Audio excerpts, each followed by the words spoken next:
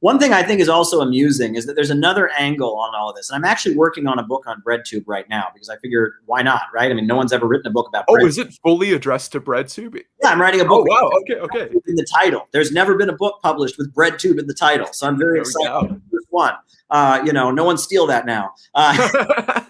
Get on it, man.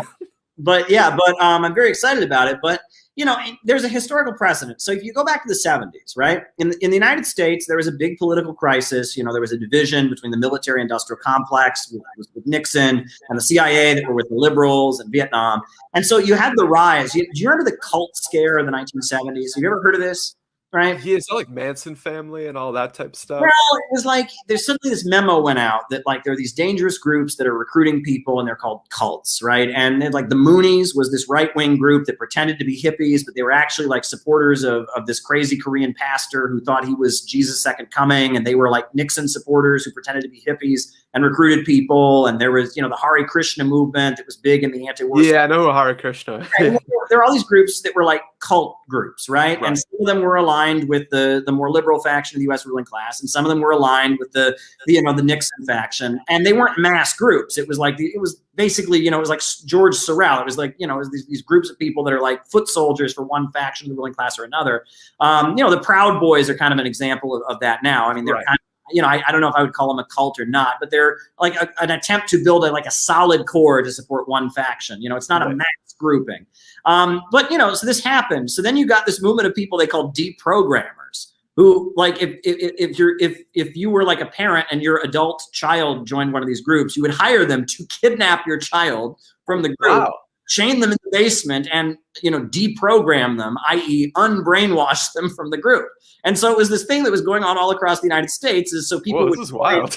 Yeah, people would join one of these weird hippie groups that was aligned with Nixon or was aligned with, the anti-Nixon people. And then their parents would find out about it. And so they would, hire somebody and pay them a lot of money to like grab them off the street and chain them in their basement to like deprogram them.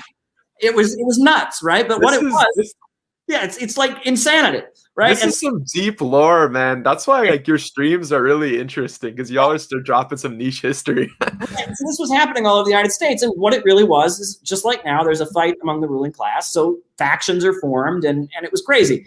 So the wild thing is that nowadays though, we have BreadTube, we have alt-right on the internet. These aren't real groups. Most of the people are just listening to videos, right? Yeah.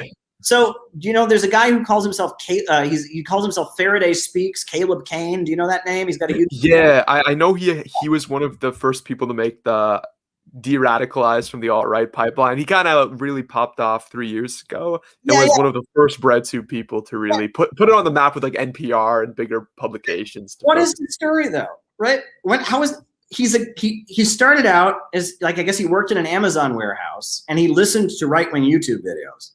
And after a while, he stopped and he listened to left-wing video. Like you read the New York Times story, you would think like it starts out with him buying a gun. Like it's like, did this guy become a suicide bomber? Did he? No, he was listening to right-wing YouTube videos and now he listens to left. I mean, it's like, wait, what? And it's that whole thing about Marx said about like first time is tragedy, second time is farce. Like, in the 70s, these people were like joining real groups and like, fighting.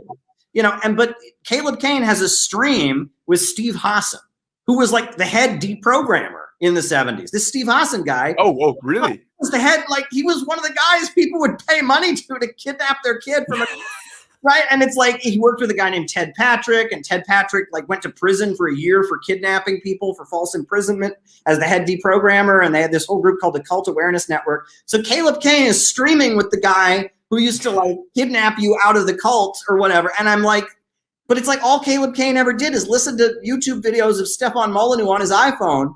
I mean, it's ridiculous. And you listen to it and it's like, you listen to some of Caleb Kane's stuff. And on one of them, he's like, I almost went to Charlottesville. I mean, I actually thought about going to Charlottesville. And I'm like, what? Like, it's like, what would be the respect points? I think about the days when I was an activist, and I was, I almost thought of going to Occupy. Almost thought about it. I almost thought about it. Imagine like there was an alt-right, like how I left the left video. One time I almost thought about going to a Black Lives Matter rally, man. I almost, this is a joke. I mean, this is like, it's like they talk about the social death of young people our age, right? There's that whole name for, in Japan, you had the young boys outside. What do they call that? Oh, dude, I know the term. Yeah, I know what you mean. The people that stay in their rooms for like years on end, and and it's like, this is kind of like, it's like politics in the form of that, right? And it's like politics in that atmosphere can never be good, right? I don't care if it's left-wing politics, right-wing politics. If politics is based on never going outside, you know what I'm saying? Then it's not going to be good. Like Destiny, right? I guess he's not part of BreadTube because he's like, you know, right wing and stuff. But he very much made BreadTube. Vosh became Vosh because of Destiny. You know, he's the template basically for the whole streaming thing. Right. And what is his claim to fame? His claim to fame is that he worked for a carpet cleaning company, but he played StarCraft 2. Right. And he got so many people watching his streams playing StarCraft 2 that he could quit his job and play video games all day for a living. And that made him a hero to a lot of these people because that's their dream. If they could just not have to go to work and just sit around playing video games all day, their life would be fulfilled. That is tragic. That is tragic. Yeah. I mean, this is what capitalism has done to a generation of people. They know that they're not going to ever get anything near the standard of living their parents had.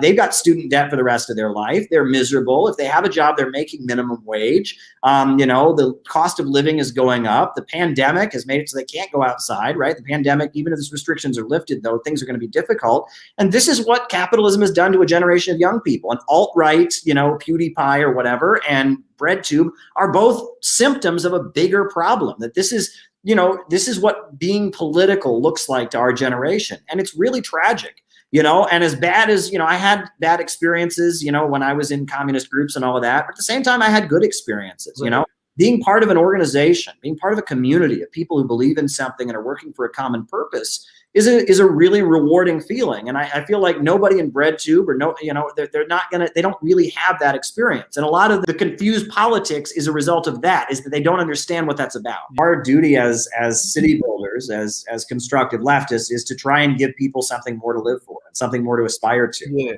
And that a lot of the cynicism and just the cynical tone that you see on a lot of BreadTube stuff is just a side effect of this bigger problem. But if we can give people something constructive to attach to, we'll be doing our jobs.